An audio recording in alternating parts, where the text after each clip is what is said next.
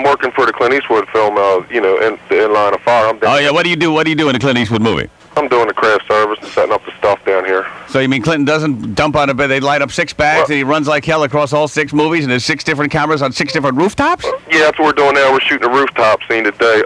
Guy called in yesterday, he was saying how bad he looked, and, how... I'm down here working with him live, man. The guy looks great for his age. He's in top shape. We did the motorcade scene. The man was running all day long. Yeah? Yeah, that man looks good. It looks real good as far as that's good. I'd have to jump on the sideboard. Just hang on to the 3 of you. It's a tough business. And if there was no sideboard, I'd just be sprawled on the rooftop. Yeah, man. He's doing real good. Zapruder look. Huh? Yeah. And we're shooting 6 days a week on this one. We got Fridays off. It's a killer. It's a lot of hard work, but it's not like, you're out here 7 days. What does Clinton do on his day off? I really don't know, to tell you the truth. We haven't gotten that personal. The man's real busy, They're slipping them in, slipping them out, and trying to get a lot of scenes done here in Washington. It's a very expensive film to be doing. Yeah. Can't jack around. Fortunately, you've had the weather on your side. Yeah, so far we've been doing real good, real good. Saturday they're talking about maybe possibly shooting in Lafayette. Could you ask Clint if they need, like, this walk-on villain, maybe? No, I don't think so. Like just like this guy that appears on the scene. He's unusually grotesquely overdeveloped. He's got this maniacal look in his eye. I think it would work out for me because I have had prior life experience in the investigative fields. I think, you call me crazy, but I believe I lived another life a long, long time ago as a private eye. Chain smoking Chesterfield. 45 under my armpit. They called me Big Dick Brennigan. No money was too dirty.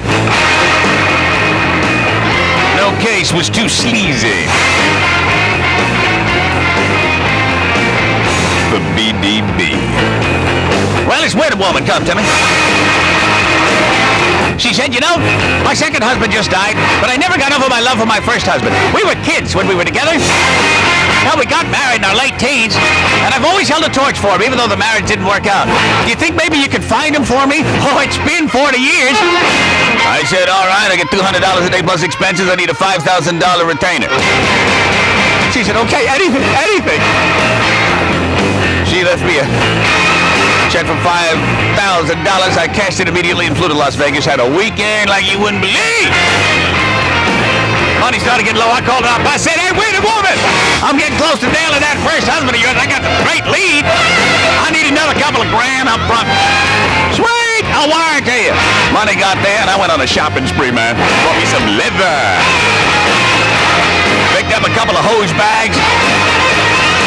Well, after a couple of digital installments, she was starting to get finicky, so I figured I better do something. I went down to DuPont Circle, and I found the seediest looking bum around. And then I took him in an alleyway, and I beat the crap out of him. I mean, I had his head I beat him into a bloody pulp. And then I threw him in the back of the car, and I drove to the lady's house. I said, good news, I found him. I pushed him inside, all her fancy furniture. He was bleeding and oozing, and then he vomited right out of the car. She was like, he was stinking and smelling with a load of offal in his pants. She was repulsed as she stood against the wall looking at this crushed mass of humanity. I said, I tell you what, lady, for another $500, I'll get rid of him for you. What do you think?